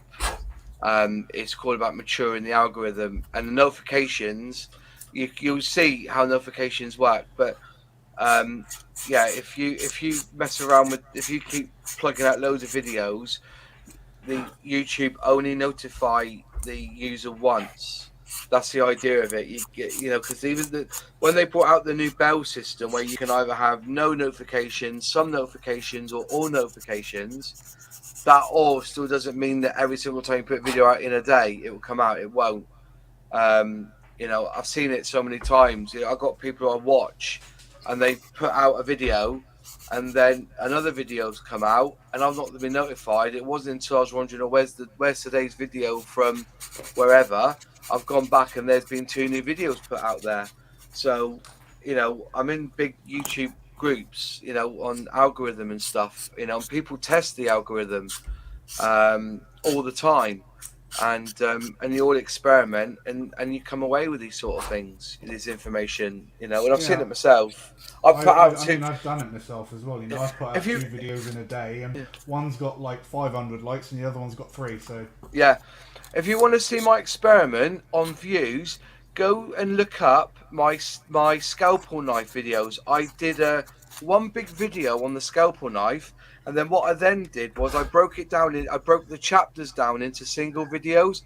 You look on how crap the views are on the single chapter ones, because I was launching them I launched 2 a day, right? And they ballsed up. I'd got hardly any views on them, and that's the reason why. Like YouTube just thought nope, and that was it. And that was my big reveal to me. How bad the algorithm is at telling people when you start adding lots of videos, they do end up forgetting, and YouTube think you're spamming your subscriber base. So in a way, they're protecting you from pissing off your subscribers by putting out too many videos. Right, but the question here is, do you want to find the perfect match? Yeah, I think James has already been on that one. Yeah, we've got the. That's been deleted. Yeah. But there's loads of there's TubeBuddy that I prefer paying for vidIQ to help me with my videos. But yeah, it's you've got to be so careful because you don't want to piss off your subscriber base by putting out lots of videos in one. But model, Matt from Model is right. One video a week's pretty good. I try to put out 2 or 3 a week, including a live stream. But when you dig down into it, it's like if you want to know if your videos aren't performing, have you got your keywords right and stuff like that on the videos? There's so much you can do to make your videos stand out and grow. But then again, like this week, that tank, didn't it? That tank frightened me. I thought I was being spammed. Couldn't believe how many views that tank got, and it's been up for weeks. That tank, all of a sudden, it got 5,000 views in the space of 3 hours, and then 50 subscribers. Yeah, I see now. I've had that since getting monetized. It's almost like, oh well, now you're going to make us money. We're going to advertise your videos more, which is, if you think about it, absolutely shit. Because they're not. What it means is they're not doing enough until it benefits them, the smaller channels. But that doesn't really matter though, mate, because at the end of the day, they put adverts on every video now anyway. Well, I mean, I don't know, see, because I pay not to have adverts on. Yeah, I do too. They do my nutting.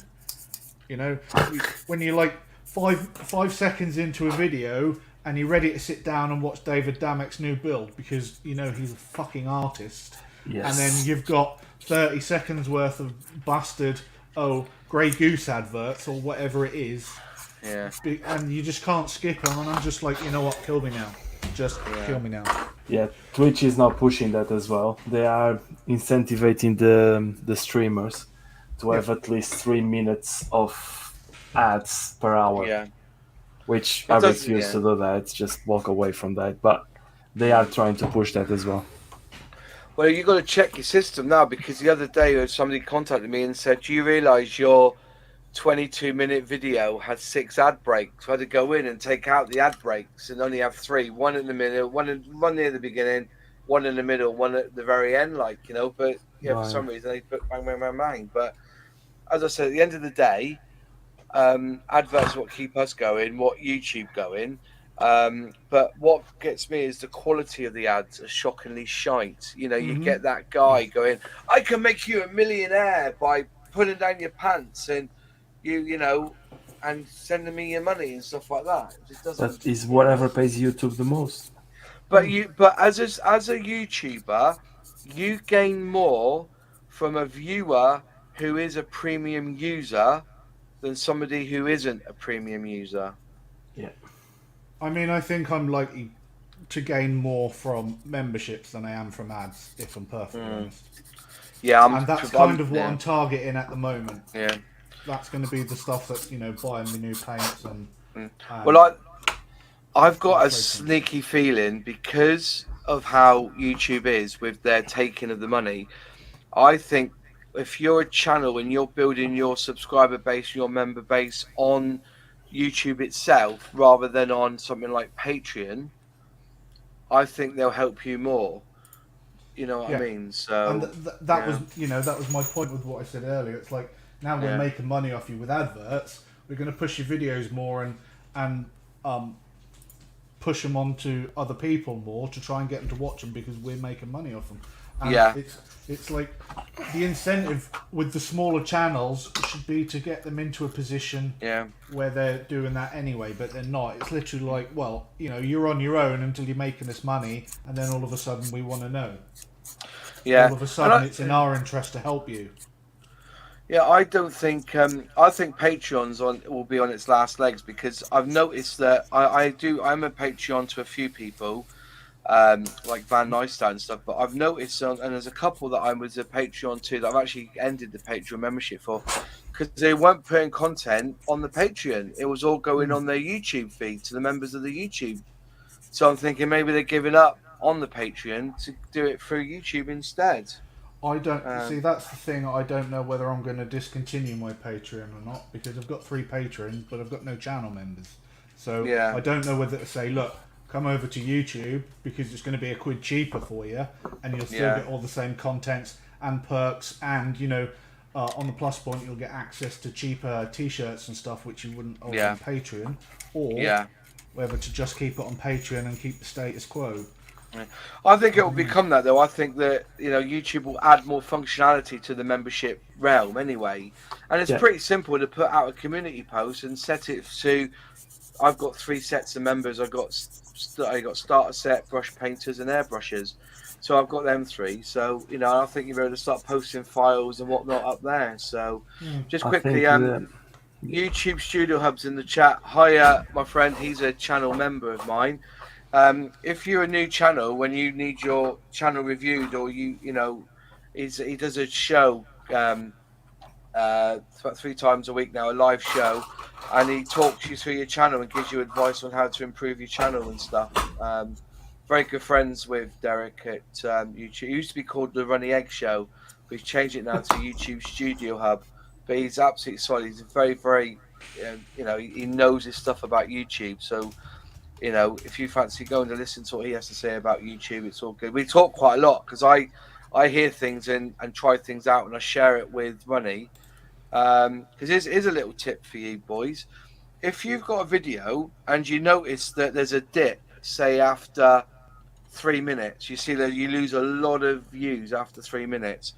Just about 10 seconds before they drop, according to the analytics, put a card up and offer them another video to watch. Because they think, I'm not enjoying this video, but then it comes up, picks up, then you see like a notification for another build. Send them to that one instead. That's a good little tip to get you people see looking now at other videos. my audience retention is absolute arse as well, you know, like about 2 minute 50, 3 minutes. And I reckon that's because of the voiceover. I totally agree with you, which is kind of why I stopped doing it. Because John Alec won't do. You know, we just come to agreement now. I'll do his editing if he does my voiceover, because John Alec's got a really smooth voice, isn't he? So yeah. I don't bother with the voiceover really. I just film me builds and then just put music on it and let them play. You know, I don't really talk about what I do. I should care a bit more, but when you know, editing is an arse anyway. It's individual choices, and I find editing is quite relaxing, to be honest. Unless it's like, you know, you've got 30 hours of footage to get down, that's a bit of a pain in the butt. But normally, I find editing quite relaxing. I find, you know, cutting bits out and binning them quite cathartic. So, well, I do it like this, mate. When I do a build, on that day's footage, I upload it straight. Say I do like 45 minutes on the bench, I will then take that 45 minutes, put it straight on iMovie, edit it down straight away, so I don't have to worry about going through 30 hours of footage at the end of it, you know, because that's what takes the time for me. Just I put it on 4 times the speed and cut out the boring bits, like me going off to make a cup of coffee and coming back and that, cut that all out and just carry on from there. That's the best way. Yeah, I put it on 2 times speed because more often than not, you're not going to notice it being on 2 times speed. It looks kind of roughly about the same speed, but obviously it halves the time. So if you've got 20 minutes of footage and you put it on 2 times speed, you've then got 10 minutes of footage, which is you know, they say that the ideal time is between 7 and 12 minutes on YouTube. I very rarely make a video that's, you know, between 7 and 12 minutes long, but I try to keep them round about 18-20 minutes tops if I can, you know, and less it is preferable. But you know, this is why I've been doing 2, 3, maybe 4-part builds recently, because it is hard to get all that time down into one video. The person, do you know who I reckon's the best out of us all for getting the right time and everything on a build? And James. that's James from LPG Models. He's got it sussed, hasn't he, that man? He has. He's He's got his setup sussed as well, and his film angles. Like, no matter how hard I try with the backgrounds, and no matter how regularly I change the backgrounds, it still looks scruffy as fuck to my eye, you know. And yet James, he's got it. I don't know whether he's like changing it every 5 minutes or something, his background, to keep it pristine. But I just seem to be a messy bugger, and so it always looks scruffy. So I just, you know, I can't kind of weigh up with how I want it to look in my mind to actually getting it like that. Excuse me, in reality. Yeah. And that's the thing I think that's letting my videography down. If you have a look at somebody like Dusan Lekic, he's got the blue background, he's got the same sort of lighting rig as I have. That's a scale model aircraft, by the way. Yeah. He's got the same sort of lighting setup, and yet his background is always impeccable as well, and his filming is impeccable. And I can't understand what he's doing differently. I've tried everything, and it's just not there. But I've the got the thing blue. is that There's the blue background there. I've got it there. It's only blue paper. Yeah, I mean that's what I've got. I've got blue paper, but it's the fact mine's covered in paint and this and that and the other. And no matter how often I change it, it seems within 2 minutes it's dirty and looking shabby again. So. Yeah. But the thing is, do you film the old build, or you film parts of the build and then remove that pristine paper and get to the scruffy one again? No. I mean, I change it as often as I need to, so it's I try to keep it as good looking as is practically possible. Yeah. I know what you mean, but the people that do that have the pristine background, are they filming the full video, the full build as you go along? Yeah, that's what you mean. Or they choose sections of the build and go, I'm going to film this 5-10 minutes and then move everything and then do it again. I think that's what they do. Yeah, I think in all likelihood they probably don't do it. I mean, because I sometimes spend up to 15 hours a day at the bench. I'm disabled, I don't work, so this is it is my job, if that makes sense. Yeah. So I probably do more, whereas, James and yourself and anybody else who's working and they've got other responsibilities are probably only filming 15, 20, maybe 30 minutes at a time. So I think that may be what it is. Whereas, sometimes I can do a whole build in a day and get it filmed, and then the next day I can edit it and get it put out. Yeah. I get that. But even, how many desks do you have, Tam? Do you only have one, or do you have one next to the other? I have 4. I have 4. I used to have a front room. Now I have a studio. There you go. I have an editing desk, which is to my right. I have 2 desks along here, and then I have another 2 desks upstairs for storage. Stuff like paints and stuff that I don't use so regularly. Then I have what used to be a TV stand over there with a load of other garbage on. That's just hidden that away so that it doesn't look scruffy. But yeah, so again, the thing with that, like in my case, I only have one desk, and even though it's taking most of the living room, and wife is not happy, but that's details. I thought about that, and I thought having one desk, if I could, one desk with a setup to record, and just like get a bit of the cockpit done on there, and move to the main one and carry on doing it, and go like that. But I don't know how feasible that is, or if it's possible at all. Or if people are doing it. Unfortunately, my lights are kind of where my lights are, and they're not really that easy to move about. If I could shift them like that, I absolutely would set up like that, because that was one of my first thoughts. But unfortunately, I've got a set of photography lights. I've got a set of lights from my light booth set up. And I've got a little light ring as well that I put on for my camera for when I'm filming videos. Obviously, my setup for live streams is a little different because it's hard to utilise all of that. But yeah, the setup for recording is it's kind of a nightmare to move all the lighting about. So if I maybe I could have a look in future, I suppose, at getting another set and have a permanent setup on both and doing that, I think. But my goal for this year, now that I've hit my original goal was to get to 1,000 subs and get monetized in a year.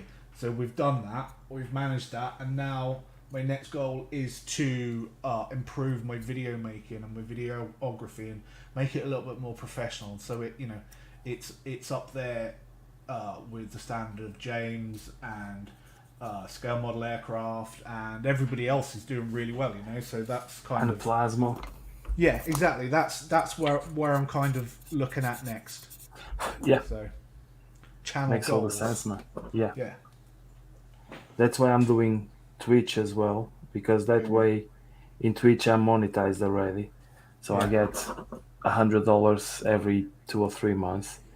So I'm trying to do that to get some fancy cameras and then go from there. But when I stream on Facebook, YouTube, and Twitch at the same time. But I know it's probably a little harder for you, isn't it? Because when you're monetized on Twitch, they don't really like you broadcasting on other streams. They block you. Time. Yeah. no, affiliated you can, partner you can't, but affiliated you can. They have no. Is that right? So yeah. how what's the difference then? What's affiliated mean? Affiliated mean you have 50 followers and 75 watched hours, and you get half of the subs. So, what about partner? What about partner then? What's that then? Partner, they get the split is 70-30, so the partner gets 70%, the Twitch gets 30%, and on the Amazon Prime ones they get even more. They know how to do it as well, don't they? They know that when you are doing it through over to other. So as I said, I haven't bothered with Twitch at all. And to be fair, the only reason I signed up to Twitch was to watch you, mate. I don't watch anybody else. I don't watch anybody else on there. And I can't be asked. I'm just trying to build my business on YouTube, and I've got Instagram. See, I could, in theory, put out to Instagram and do a TikTok with it all, but I don't really want to because the money's here. You get fuck all from TikTok. Yeah, YouTube is the future. Don't get me wrong. Yeah. YouTube is going Twitch way. They need to get rid of that fucking shorts, though. Get rid of shorts. That's what you need to do. Or make shorts its own app. That's what they should do. They ballsed it up, mate. They ballsed it up. They ballsed it up, the shorts, because they had to turn off. They brought this thing in saying that if you do shorts, I recommend you longer form content. Never happened. All it did was just, give you shorter form content. So all they had to do was cut it right at stem. So if you do shorts, it does really well. It doesn't do nothing for your channel, but they're now starting to bring it back in. But the argument has always been is that they should have just opened up and set up their own YouTube Shorts app. Yeah. That's what they should have done. I get bitter about it. I've done a few shorts. I've done some good well with shorts, but I think shorts are buggering up my analytics. I think YouTube is trying to get the best of all the worlds. So get the best of TikTok, get the best of Twitch, and combine all in one place. And you've got the money to do it as well. Because with Twitch, you have no discoverability unless you are live. Yeah. And even when you are live, it's hard to discover you.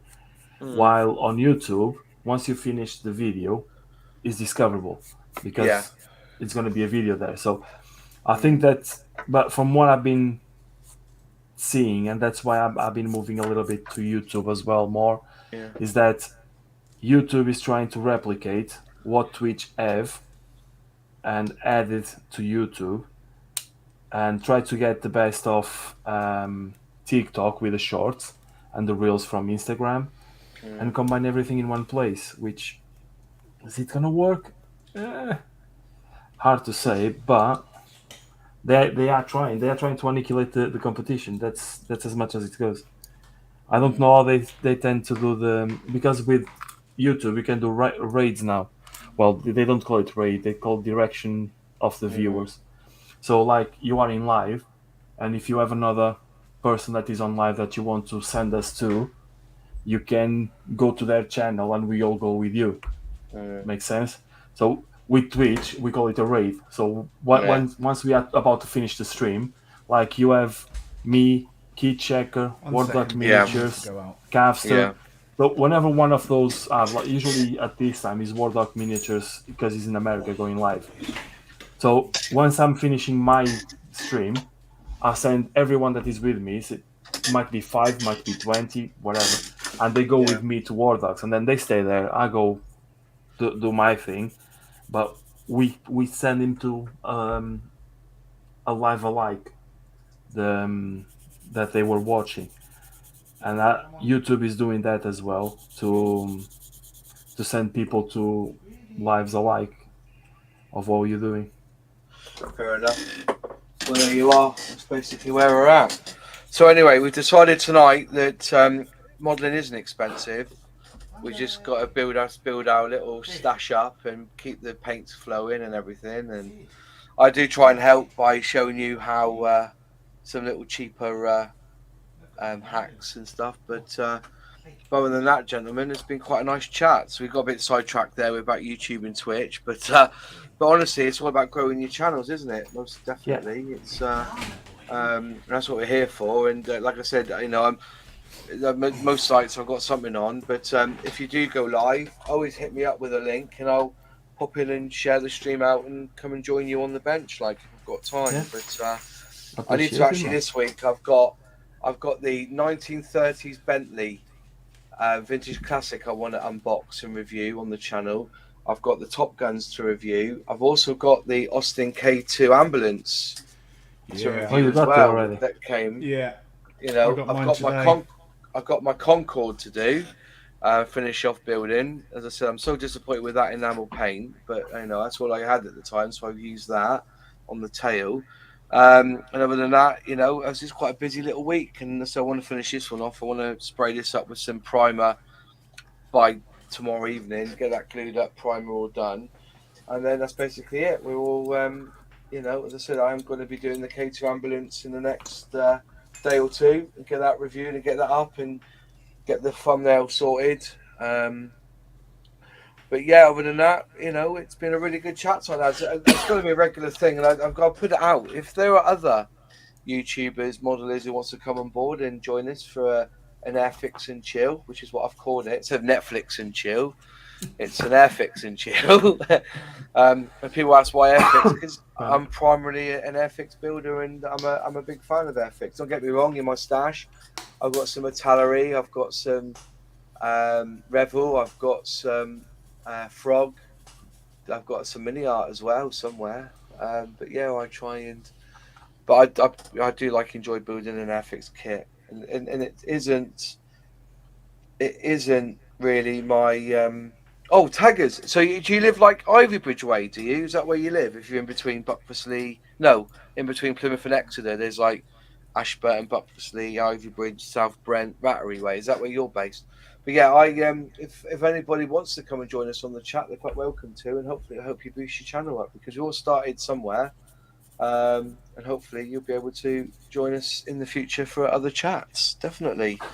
Well, I'll try and keep it to a topic. So tonight was modelling. Is it getting too expensive? Maybe next week is we should do a chat on modelling. Is it getting too complicated? Never too complicated. Never. I mean, have you done one of Zvezda's kits? I have. I do have a Zvezda Tank up in the stash, and apparently it's bloody good. Yeah, I mean, I've not done any of their kits. I started the Yak 130, and then I saw how many parts were in it, and I was kind of like, and I got a bit anxious about that, so that's why I got rid of it, really, to be honest. But apparently the earlier tools are really good, but they're not got so many bits in them, so they're kind of they're better for the casual modeler, I would say, rather than the hardcore. Well, I like to think I'm a hardcore modeler. I'm just a lazy hardcore modeler. I don't, exactly. You know. I'm the same. Yeah, I am very lazy. I'm very lazy. If you can't see it, I won't bloody paint it. As simple as. No, don't. See, and this is why we're never going to be as good as David Damek. No, don't say that, guys. No, that's a capital sin, man. Even if you don't see it, myself to this fate, so it's okay. You have to do it. I can live with it. Gentlemen, thank you so much for joining me on my little chat. Thank you so much. I hope you enjoyed it. I just want to say a big, quick thank you to everyone that subscribed to my channel. Yeah, I think I'm estimating that 7 new persons have subscribed, which I truly appreciate, and thank you ever so much. Very good. So the same. If you want to go and subscribe to Plastic Alchemist, I'll just search him, Kits and Bits Scale Modeling. Also, feel free to subscribe to him. They all do phenomenal content and builds. So you'll get a lot from watching them do their work. Obviously, I'll try and jump on their live streams when they do them. But as I say, a lot of like Tuesday nights and Friday, Saturday, and Sundays, I'm out because sometimes a Sunday I can join on. But I've got my little disco business to do at weekends, so that's why I'm concentrating on that. Also, big thank you to my channel members. There are 3 different types of channel member. Starts from about £1.99, goes up to £8.99. The more you pay, the more I send you stuff and invite you to private streams and private chats. If you want to become a channel member, please click join underneath this video. And also, I've been sending out zines. If you've not had a zine yet, this goes out to anyone. If you've not had a zine yet, have you got yours yet, Tams? I'll send you one. Don't think so. No, did I send you one, Nemo? Have you got one of my? No. Did I send you? Send me your I need to address. send you I'll my send one up address. to you. Yeah, send me your address. I'll send you because I've got that filler for you to send up as well. So I'll send you my address on Messenger. Yeah, so I'll get you that filler up with you as well, the Humbrol filler. Thank you. But yeah, if you want to if you want a zine, PM me on Instagram or Facebook. Actually, the best way to contact me is through the Mod6510 Facebook page, which is linked to my Instagram anyway. But if you want to contact me there with your address, I'll send you a copy of my zine free of charge. And then the second zine, which I'm almost finished, I've got a couple more articles to write for that one, will be probably out end of September, beginning of October. By the time it gets to the printers, I'll definitely put a digital one out first, and then I'll put it as a physical copy. I get 100 printed, and then when they go, they go. But I've done 52 so far. I've sent them all over: Canada, Philippines, Amsterdam, Netherlands, Germany. Loads in the UK have got them, so it's all pretty good. But anyways, gentlemen, again, thank you so much for joining me tonight. Again, much love to you. And if you can go and subscribe, please do. If you've not liked this live stream, please like it. If you get to 50, it does give it a bit of a boost and goes out to other people as well. Again, thank you all for watching. And I will see you, hopefully, next Monday for another chat about all things scale modeling. Have a good evening, folks, and take care. Have a good one. Yeah. I've got to find out. I've got to get the there it is, and end broadcast.